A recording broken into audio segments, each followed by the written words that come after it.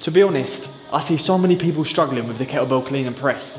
When they're cleaning it, they're smashing it into the wrist with no timing and coordination.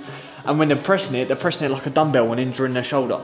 If you actually learn how to do the kettlebell clean and press properly, it becomes one of the best full body exercises for building strength, power and conditioning. And this is episode 3 of the Kettlebell Mastery series. And if you haven't guessed it already, we're going over the clean and press. If you've missed episodes 1 and 2, which is foundations and swing, go and watch that first. So you want to set yourself up as if you're going to go into the kettlebell swing. And I went over these in more detail in the foundations and the swing episodes, so do go back and watch them if you haven't already. But you obviously want 2 steps behind the bell, shoulder width apart, hinge backwards, get into your starting position and hike it up. So the thing with the kettlebell swing is you swing it forward in front of you like this. Whereas the clean, you want to keep it close to your body and bring it up like this. The power comes from the hips, just like the swing, but your arm's guiding it. So if I'm going to show you again, so from here, it comes up.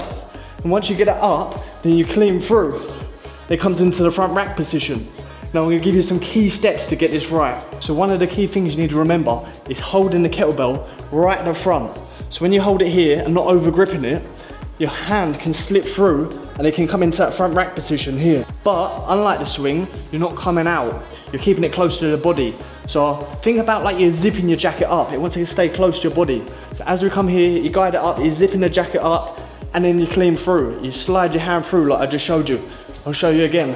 So as you're coming through here, your hand holding the top and loose wants to come through, and that's the front rack position there. Yeah, I could chill here all day.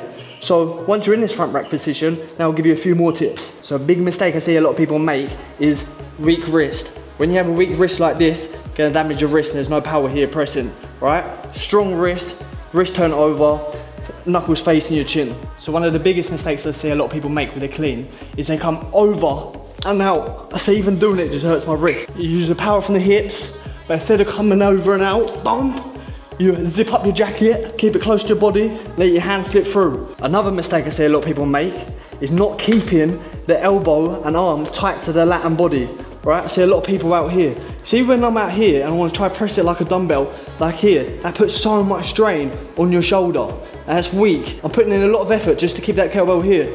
When that's in the front rack, that's tight to the body, you want to stay close to the center line. Whenever it's out, that's weak.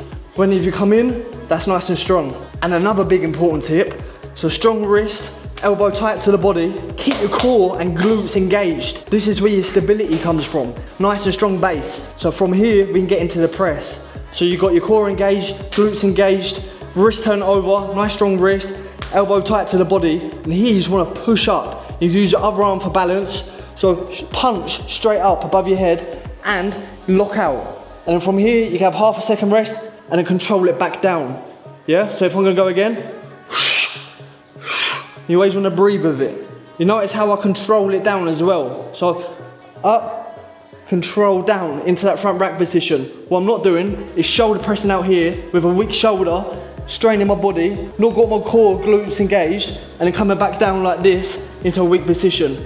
Even just doing that feels horrible. So I'm gonna take you for a little recap and put all the points together. So you get yourself into your starting position, and from here, you're holding the front of the kettlebell, you're not over gripping, and from here, using the hips to clean it up, not over and out, remember? To clean it up, zip up the jacket and slide your hand through. From here, you got your elbow tucked, strong wrist, you got your core engaged, your glutes engaged, and from here, you're gonna punch up straight.